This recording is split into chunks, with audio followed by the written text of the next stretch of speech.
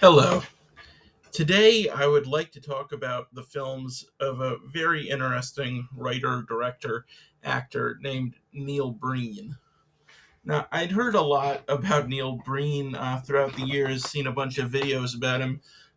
Neil is a guy who does it all himself, and I think that's very admirable.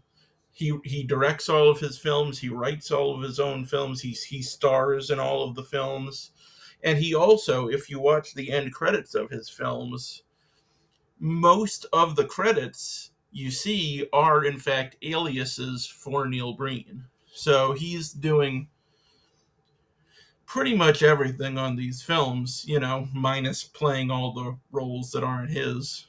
Um, Now, Neil's movies can be kind of hard to find. You know, I'm going to turn this on. It's warm.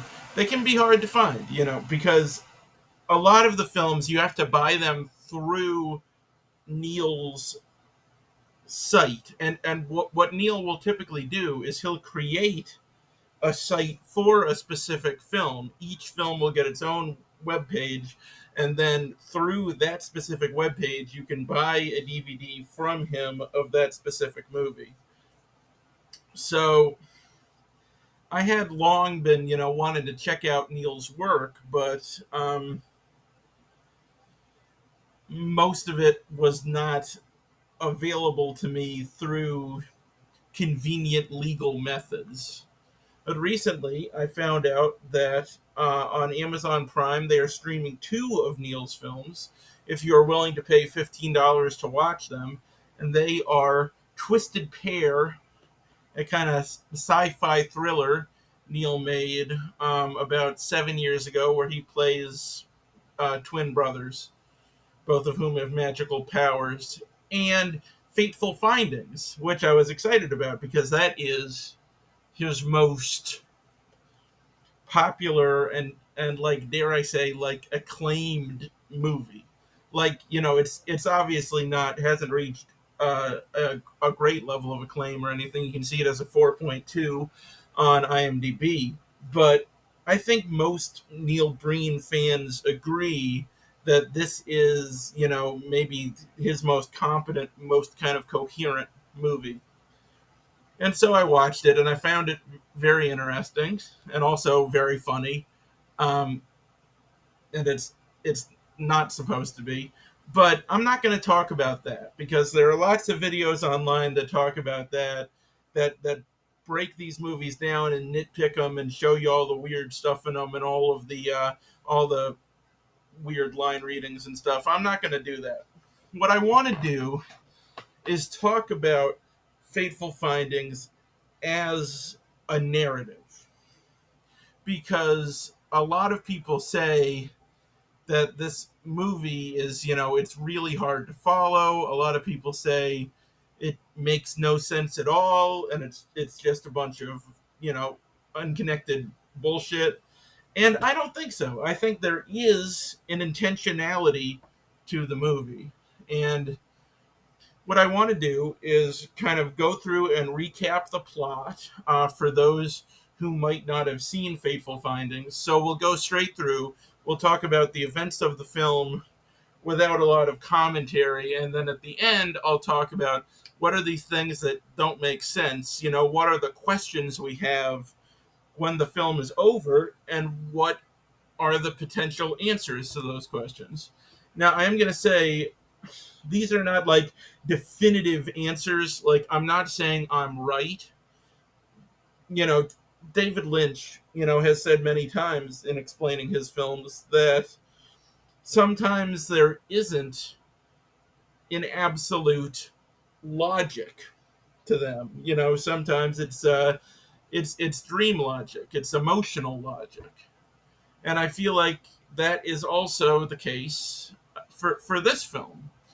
There are things in this film that maybe they don't make literal sense, but they make emotional sense, they make artistic sense. So let's talk about it. And I will use these IMDb photos here as visual aids.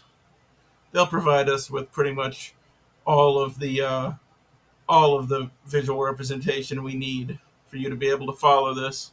So okay, so Fateful Findings, right? It starts with what I think is probably the best shot in the whole movie. It's like this dolly shot through the hallway of this storage, place, and it zooms in on this book. There's this big golden book, and there's kind of this. What made me instantly think of David Lynch with this movie is there is like this kind of odd soundscape in the background, kind of setting the scene and raising the tension, and I thought it was handled pretty well. So then, after you see this book, and of course, your first question is, "What the fuck is this book?" Which is not an answer you're going to get anytime soon.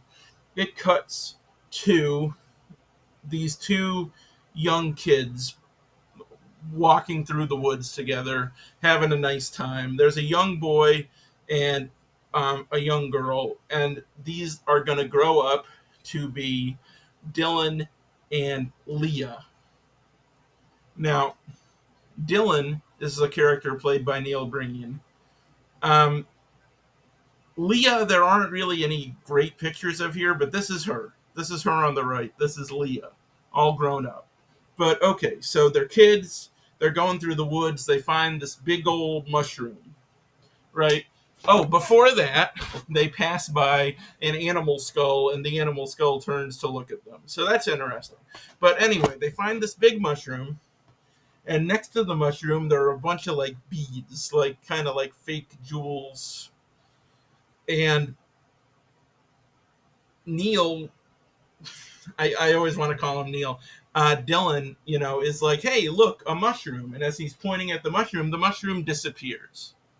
And where the mushroom was is a small hole. Inside this hole is a box. And inside the box is a black cube. Okay? It's like a shiny black cube made of stone. Now Dylan keeps this cube, but Leah says we can't leave the box empty because that's bad luck. So what she does is they take some of these beads and stuff that are next to the box and just put them in the box and then bury the box again. And then Leah takes some of the remaining beads, turns them into a bracelet.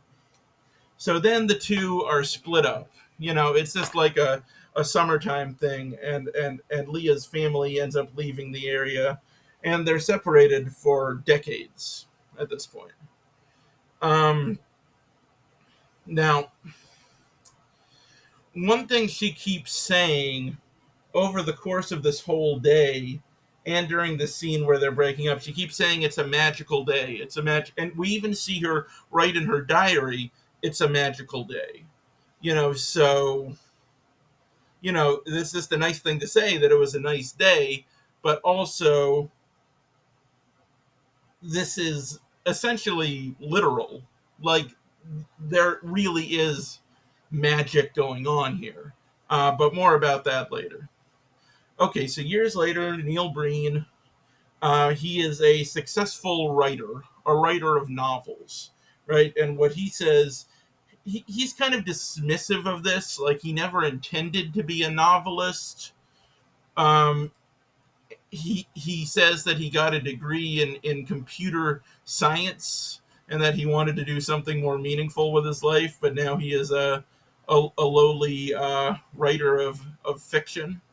And so anyway, Neil is walking along and he drops his phone and then he gets hit by a car. He gets hit by a Rolls Royce and he's very badly hurt. This rich woman whose face we don't see, she's just like a disembodied pair of legs. She gets out of the car, walks over to Neil. We see that next to Neil's bloody hand is his smashed phone and this black cube. He's kept this cube the whole time. And so this woman is looking down at the cube and just kind of defensively, with his last ounce of strength, Neil reaches out and grabs the cube, as if to say, like, you can't take this, this is mine, you know? So then Neil is in the hospital, and he is visited by two people, his good friend Jim and his wife Emily. And we know that Jim is his good friend because he literally says he's my good friend. Um, Jim does. So this over here, this is Jim, and this is Jim's wife. And what the hell is her name? It's like Amy. I get confused because her name is either Amy or Allie, and her daughter is either Amy or Allie. And I get confused about which is which. I think she's Amy. So Jim and Amy. And Jim has a little bit of a drinking problem, as you can kind of see in this shot here. And him and his wife have not been like intimate with each other in quite a while, and it's making Jim very frustrated and putting a lot of strain in their marriage. And that strain is being felt by their daughter here, Allie, who's a teenager. We don't know quite how old she is. She's in school, and I assume that's college. She might be finishing up high school. It's hard to say. But anyway, Jim and Emily go to see Dylan in the hospital, and they learn from the doctor that he has severe head trauma. Um, and that he's going to have to be in the hospital for a while. They don't know how long. And then this woman comes in the room, this blonde woman, and she takes a look at Neil, and she develops an interest in him, even though he's not her patient. And she asks the other doctor, like, I know this is your patient, this isn't my patient, but I want you to keep me updated on his progress. So this is interesting, but we don't know what it means yet. All right, so then we start to see some kind of supernatural kind of elements going on here. We see the blinds rattle, and it's kind of a repeat of this wind noise that we've heard before. Particularly, in the earlier scene in the woods, there's this kind of spectral presence that makes itself known at various times throughout the film. So the first time we see this spirit is in the woods when they find the box and the cube, and now we see the wind kind of blowing against the blinds, and we get the sense like, oh, he's still being watched by this spirit, kind of whatever was guarding that cube, right? We see that Neil still has the stone in his hand, so he did manage to secure it. And Neil, shortly after everybody leaves his room, he just wakes up, he removes all of his tubes and stuff, and he just leaves the hospital. And the implication is that he has healed at an accelerated rate, probably because of the influence of the cube. The cube is helping him heal. So he goes home, he's bleeding a lot. His wife notices that he's home, and she gets in the shower with him. He is still bleeding quite a bit, but he assures her that he's okay, and the two of them kiss while he has like a gaping head wound. Um, so then Neil gets back to work. Dylan, I keep calling him Neil. If I call him, you know who I'm talking about. Dylan gets back to work, allegedly on his novel. But there are two things we learn right away. Number one, Neil isn't fully better. He still has these really bad, debilitating headaches that cause him to keep smashing these two laptops. He smashes these laptops in at least like 5, 6 scenes. It's great. Um, and also, he is not writing his second novel. That's what he's supposed to be doing. That's what the publisher thinks he's doing. That's what his therapist thinks he's doing. But in fact, Neil is hacking. Neil is a hacker. He is hacking into government secrets. He's using that master's degree in computer science he mentioned earlier. And he's going to get more into this later. But all we know right now, he's a hacker. Okay?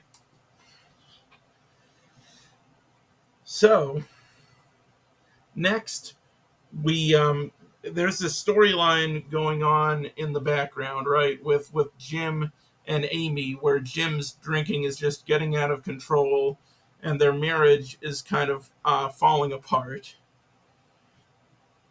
It's never like of central importance, but it does take up a decent amount of the runtime of the film. Meanwhile, Neil, right, he's still having these headaches, so he's still on pain pills, okay?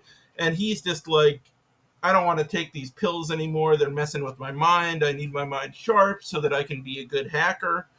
But it turns out that Neil's wife is addicted to these pain pills. So there's a scene where Neil, he goes to flush his pills. He pours them in the toilet, and then he doesn't flush. He just kind of throws the pill vial on the ground and walks away. And then his wife sticks her hand down the toilet and recovers the pills. This is how desperate she is to keep taking these pills. But eventually she runs out, and it becomes a big strain on their marriage. So now we're basically cutting between these two marriages that are falling apart. So this is, I used this picture before, but this really is the best picture of Emily. There's Emily. Okay. All right. All right. We're like halfway through this movie. So, blah, blah, blah. The weird ghost wind returns. We see that Neil still has the stone in his office. There's a pair of disembodied black shoes that keep showing up. One time in the hospital after Neil leaves, one time walking through what I believe is Neil's house at night. And we, in fact, never see who these shoes belong to, but I have some theories. We also occasionally cut to Neil in this shadow dimension, which it's like this room with like black bags on the wall, maybe like trash bags that they like cut and flattened out. And Neil is always naked in these scenes, which I would prefer he not be. There is actually a decent amount of Neil Breen nudity in this film. Um, but yeah, we occasionally cut to this shadow dimension. It never has that much story significance, but it is, an integral part of like the artistic impact of the film. And I think we do have some photos here of this is him and Leah, who we'll get back to in a sec, in the dark mystery dimension. Right. Okay. All right. So Neil goes to see his psychotherapist, and they sit at two ends of this long table, right? And this does not look like a therapist's room at all, but I think that's very much intentional, and we'll get back to that later. Anyway, the psychotherapist keeps trying to give him medication because he says it'll help Neil finish his second book. The publisher is also putting a lot of pressure on Neil to finish this book, and he has no intention to even write this book because he's hacking. That's what takes priority. Anyway, Jim and um, Amy and their daughter, they keep coming over to Neil and Emily's house. Apparently, they're all like really good friends. And Neil's friend basically is like amazed at his recovery. He's like, "What? It's almost like it never happened." And Neil excuses this by saying, "I've got great genes," but we in fact know that it's not his genes; it's the cube, right? So then, blah blah blah. The doctor keeps trying to get him to take his pills, and we find out that in fact his doctor and his wife are conspiring behind the scenes to get Neil to take his pills because the wife needs the pills. So, it's kind of this. They don't go into much detail about it, but it kind of seems like the wife is putting pressure on the doctor to get Neil to take the pills so that she, in turn, can take these pills, which she's addicted to. And, what the doctor gets out of it is probably that, you know, he has a successful client, who keeps publishing successful novels. Maybe he can squeeze some money out of that relationship. Um, but yeah, basically, Neil ignores all of this pressure because he says that he's hacked into about all the information he needs at this point, and he's going to change everything and the world as we know it, and they have no idea. So anyway, Neil goes to visit this other doctor, Dr. Andra, and we definitely do not have a photo of Dr. Andra.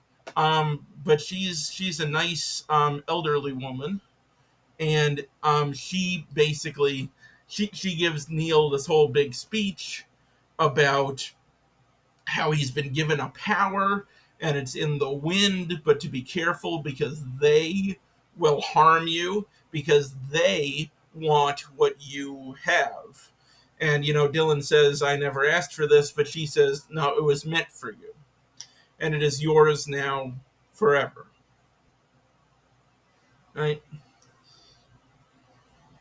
So let's see what's important. Neil looks at himself in the mirror. He walks away, but Mirror Neil just stands still. I mean, that's obviously about him having an identity crisis, trying to pick a path, and more about that later.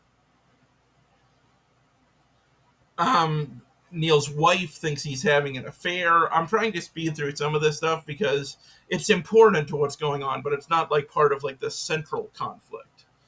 Um, But anyway, Neil reveals to his wife that he is not having an affair. He's been hacking into government and corporate international secrets around the world, and he's going to expose them all.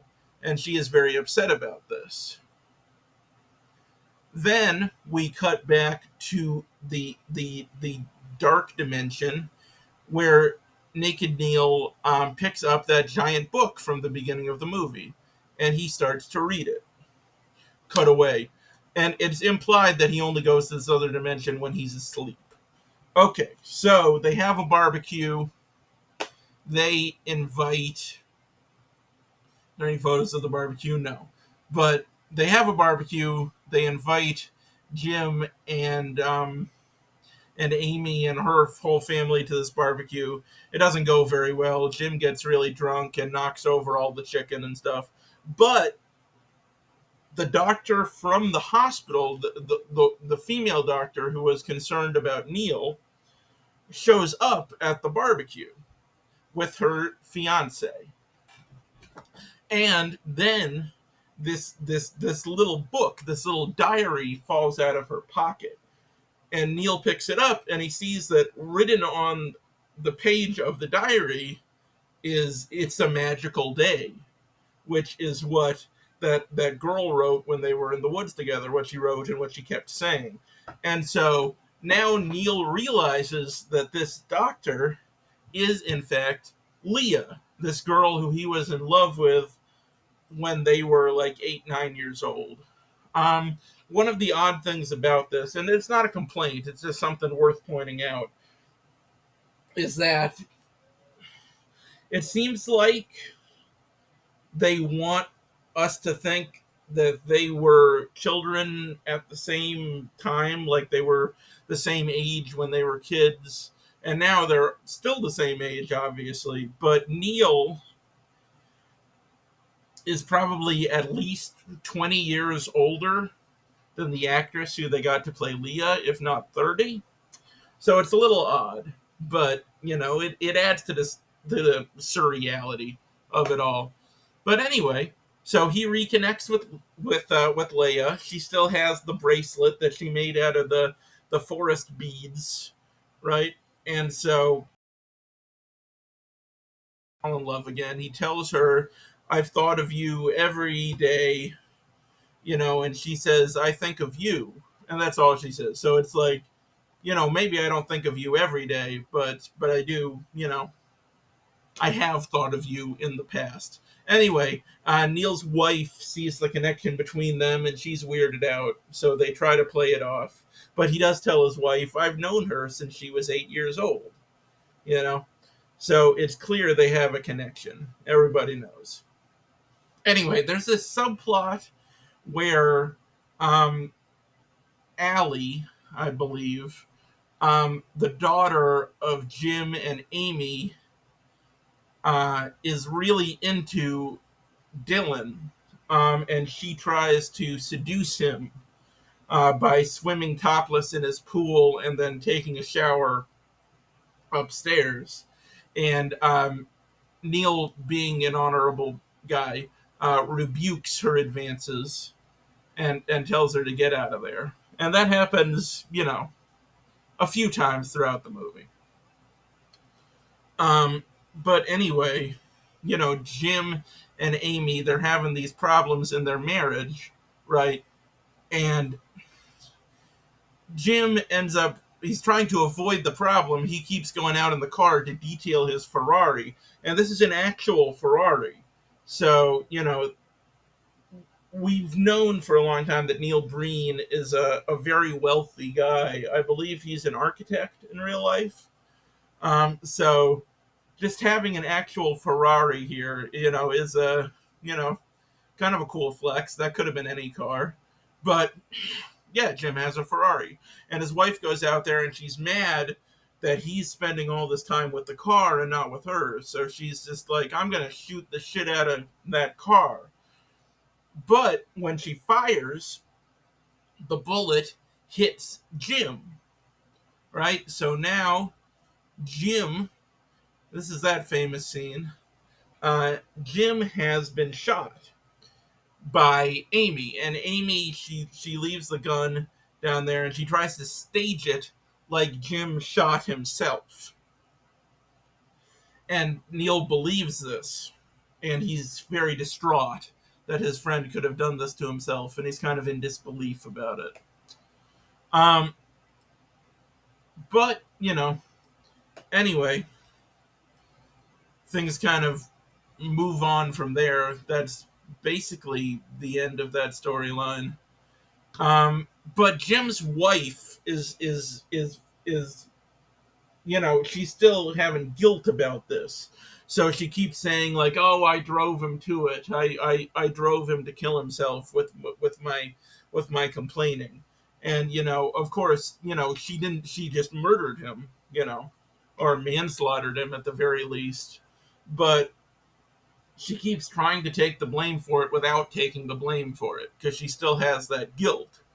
She's not happy that she's done this. She didn't mean to do it. And that guilt kind of passes on to Dylan's wife.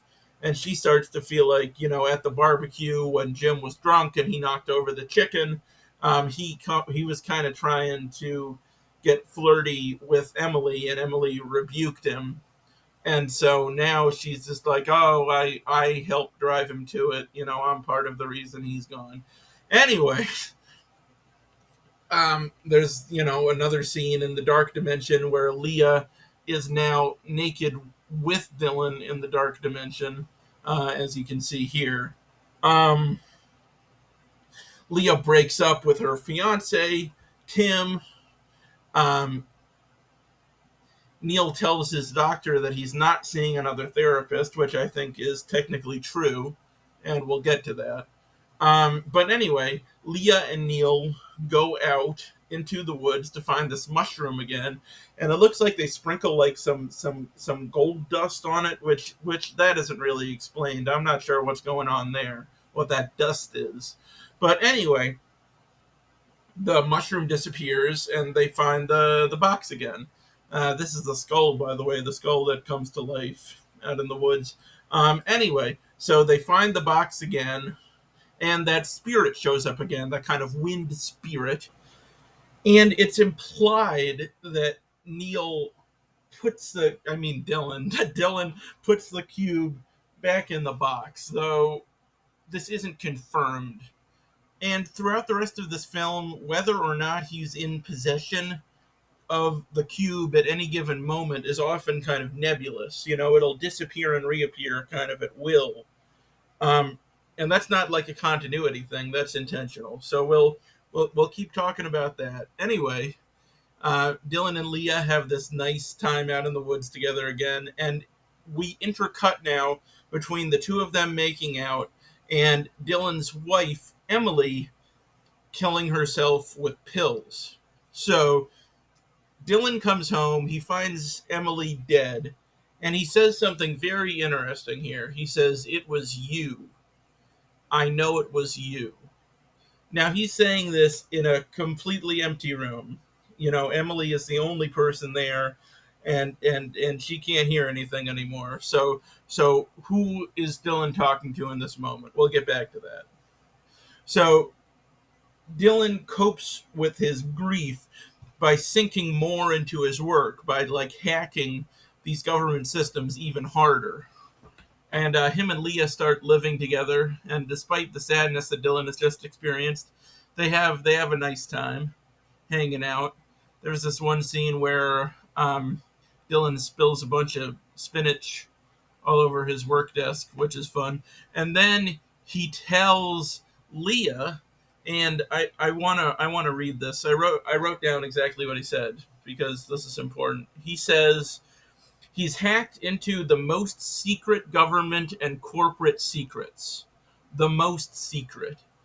And he's discovered corporate and government cheating, lying, corruption, and hypocrisy on a massive level worldwide, much more than has ever been seen before. And he says these documents are going to change the world.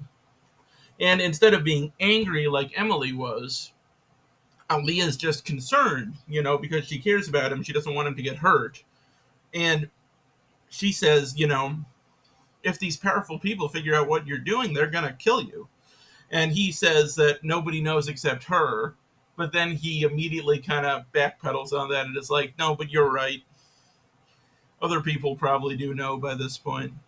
So anyway, then Leah gets chloroformed and kidnapped. And the kidnapper drops a note saying exactly where she's being held. And so Neil finds this note, and you know, he leaves this long impassioned message for Leah being like, I'm gonna find you, somehow I'm gonna find you. And you know, I hope he can, because he has a piece of paper that says exactly where she is. And so he goes there and he knocks out the guard with a bottle. But then the shipping container that they have Leah in, bound and gagged, is locked, and he can't find the key. So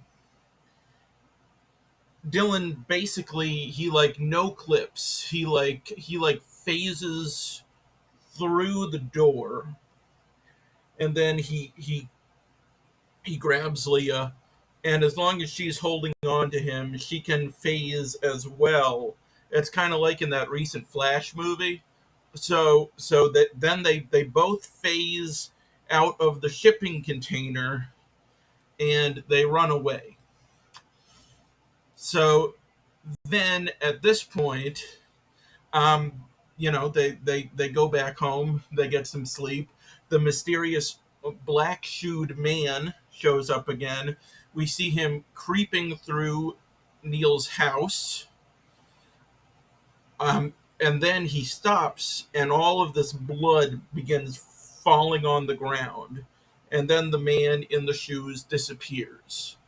Neil and Dylan and Leo wake up, and there are some earrings there next to Leah in the bed. And she says, oh, where did these come from?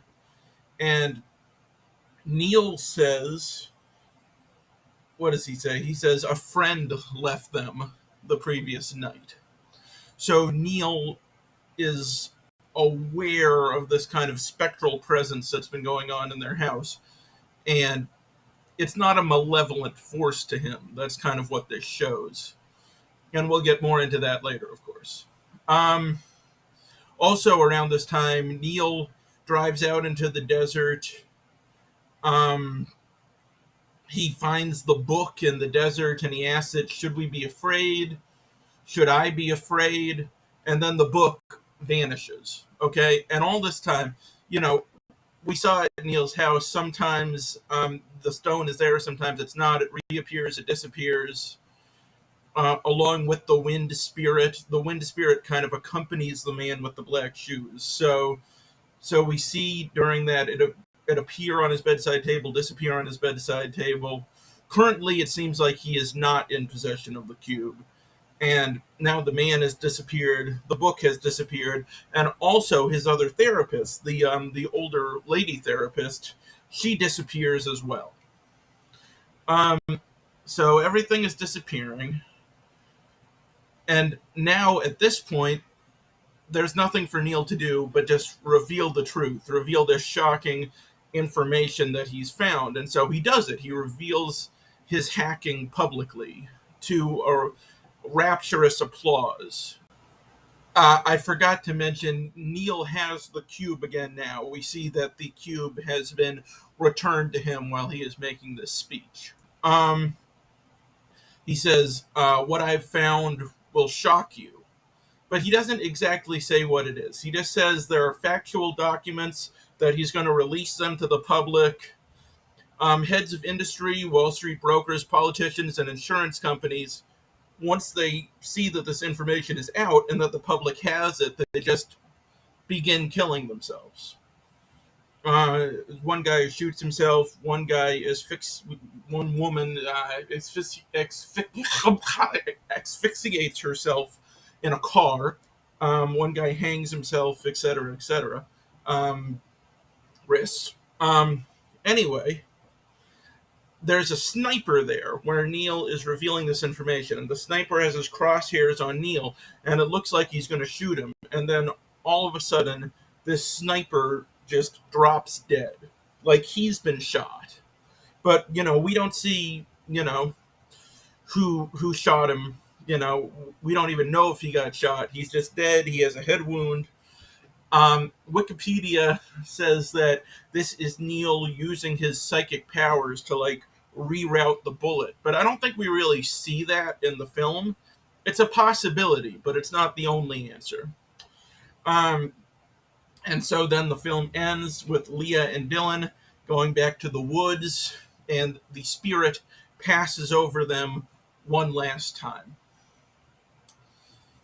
Now, I just want to explain something real quick. I recorded this last night, and my editing software just deleted one of the video tracks from this part. Like, it kept the screen capture, which is what you're seeing now, but it deleted the part with the audio with me talking. So I thought I explained this really well last night. I said everything I wanted to say. So I'm sad to have to do it again, but I'm hoping now that this time I can put even more detail into it, explain more than I did last night. But if what you're seeing visually doesn't quite line up with what I'm saying, that's why. But anyway, let's get to the point of this video now that we've kind of broken down the plot of the film. And that point is determining whether or not this film makes sense, whether or not this film has something to say. And I absolutely think it does.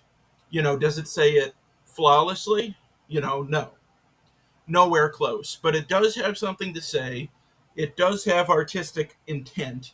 And just dismissing it as this is all a bunch of artsy bullshit is not fair. It's not. Okay, so let's talk about some of the questions you're going to have when you're done watching this film. And there are going to be a lot of them. The film doesn't come out and say much. So some of these questions are, what is that book that we saw in the storage place and then in the desert? What is that black cube? What is that box in the woods that's beneath the mushroom? What is that animal skull that moved to look at them? And I think all of these questions are intertwined. I don't think you can really answer one without kind of getting at the heart of what the whole movie's about. Now, I think a lot of people watch this film and think that the book and the stone are connected, that they're all part of the same force. But that's never explicitly said. As far as I recall, the stone and the book, they don't appear together, they appear independently. And to me, they represent these diametric forces. Okay, so for me, the book represents complacency. It represents having a life that's good enough, having a marriage that's good enough, having a career that's good enough. And we see that with Neil.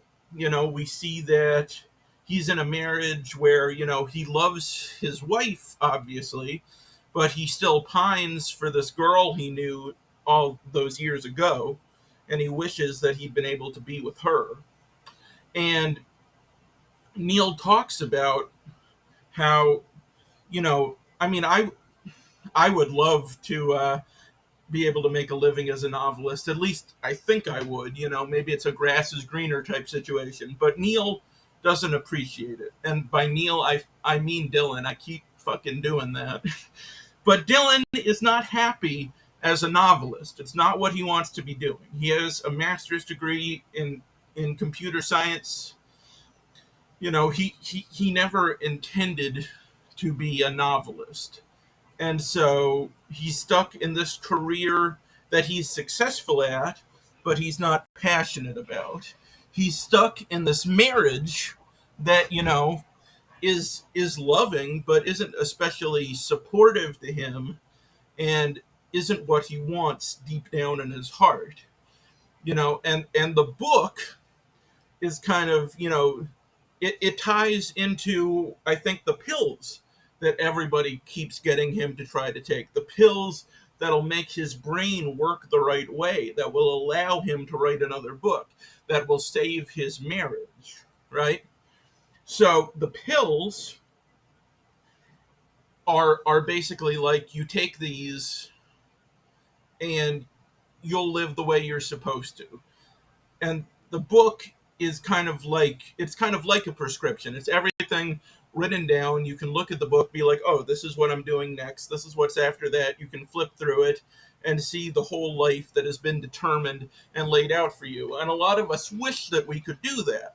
A lot of us wish we could turn the page and prepare for what's coming next, right?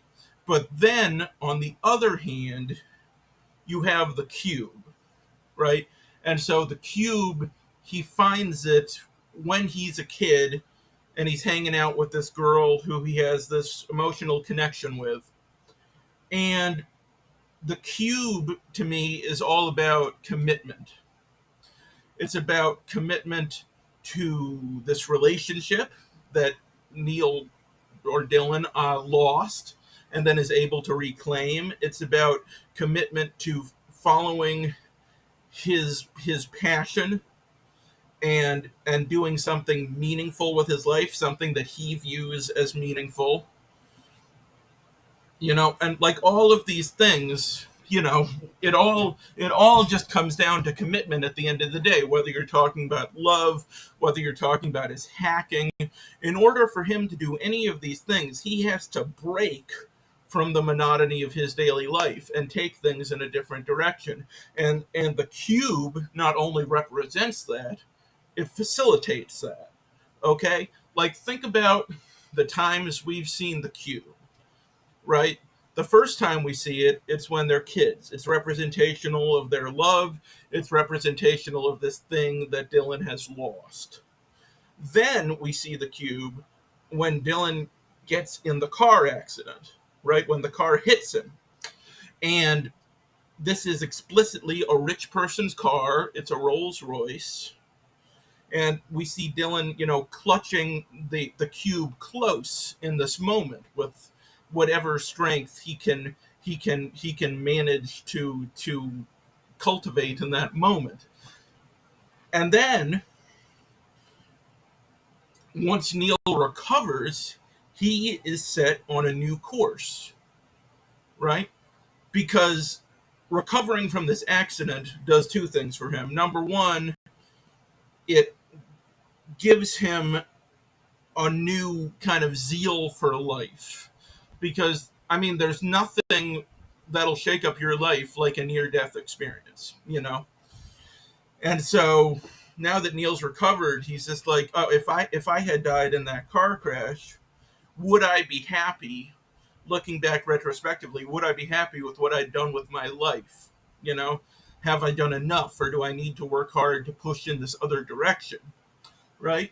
And then you also have the fact that this is a car explicitly driven by a wealthy individual, and we have Neil now fighting against the elites, fighting against the ultra rich in the government, the heads of corporations. You know, all of these things come out of that car accident. They're what set him on this path. And Neil is able to recover so quickly from that car accident because of the influence of the cube, because of this power he's been given by the cube. And as an extension of that, this kind of wind spirit that is connected to the cube, right? Also, the remaining times we see the cube, it's when Neil is doing what the spirit wants him to do, right? We see the cube in his office when he's hacking and finding out about all of these injustices. We see it next to him when he's in bed with the woman he's supposed to be with. And we see the cube with him at the end when he's making that speech and exposing all of these awful people to the world. And so, to me, that's what the whole movie is about. The whole movie is about commitment versus complacency. It's about these two forces that are battling it out in Neil's mind, right? And his you know, do you live this life of lesser meaning with this person who you love but who ultimately means less to you, or do you live this life of greater meaning with this person you've always wanted to be with? And also, we see this conflict played out, like personified by the two therapists, right? You have the male therapist who's representative of complacency, who's kind of representative of the book, and he's trying to get Neil to take his pills. When he sees Neil, they're at opposite ends of this very long table, symbolizing that it's like a transactional relationship. He doesn't really care about Neil and what's best for him. He just wants him to play by the rules. And then we have this other therapist, the female therapist, who is kind of more representational of the cube. And when Neil meets with her, they sit much closer together. Their knees are basically touching, and she's, rather than saying you have to take these pills to change yourself, she's saying you need to embrace your nature and accept your destiny if you want to feel better and become whole. So that kind of contrast between the two therapists, that's kind of indicative of like what the entire conflict of the movie is all about. You know, that's kind of the choice that Neil faces in this. And then you look at all of the other questions in the movie, and they begin to make sense. So it's like, why does the animal skull look at him? Who's the man in the black shoes? Why is the therapist a ghost or whatever she is? How can Neil travel through walls? Who kills the sniper?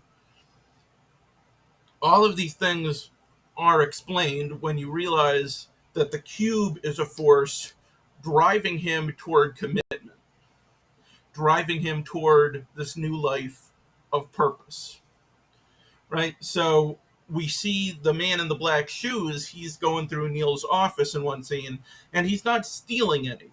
Okay, he's just checking up on him. He's just making sure he's doing what he's supposed to do. We see him in Neil's office. We see him in the hospital, where he comes, I would assume, to make sure that Neil has recovered and gotten out of bed. And then when the man in the black shoes dies, when we see him bleeding out, it's because Neil has gotten to this point where he's going to fulfill his purpose. He doesn't need to be influenced anymore. He's set. And that happens during this scene where Neil kind of confronts the book out in the desert and he says, am I going to be okay? Are we going to be okay? That's the moment where he accepts, like, I'm going to do this. I'm going to reveal these secrets. And I'm scared, but I'm going to do it. And then the book disappears because the book is like, you've clearly abandoned this complacent life, this life you've settled for. And so I've lost this battle, you know.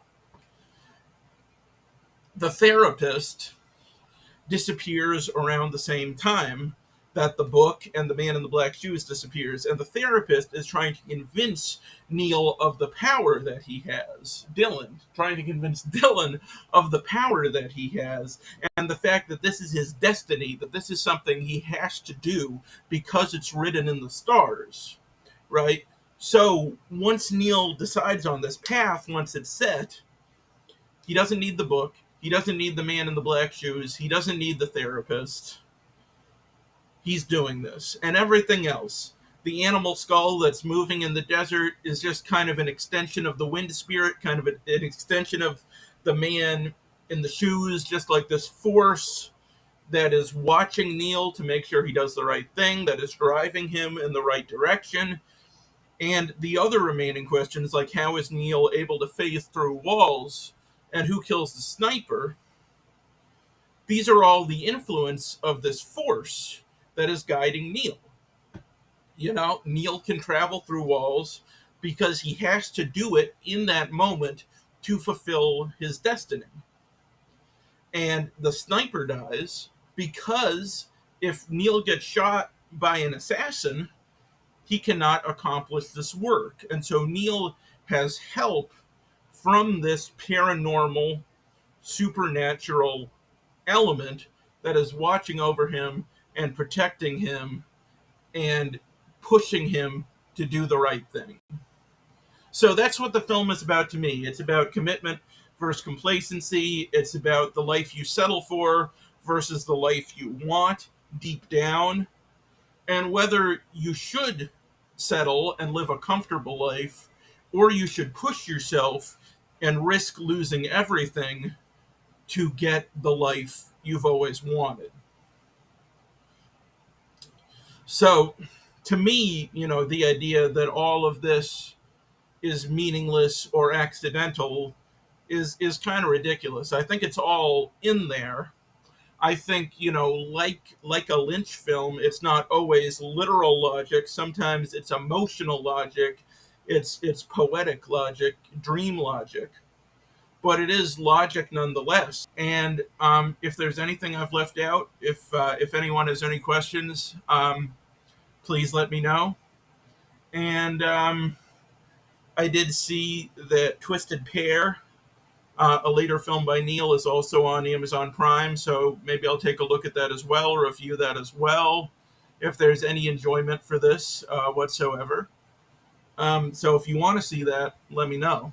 And thank you very much. And also, I do want to say, like, a lot of people make fun of Neil. A lot of people make fun of Tommy Wiseau, like these outsider artists who fund their own work, write their own work, direct their own work, star in their own work. And these are people, they might not be the most gifted people on the planet in terms of writing or directing or editing ability, but they have a tremendous amount of courage, and they've gone after their dreams in a way that a lot of people would never dare to do, which is kind of the theme of this whole movie. So I think what Neil's doing ultimately is really cool, and I want to congratulate him on that. So that's all. See you later.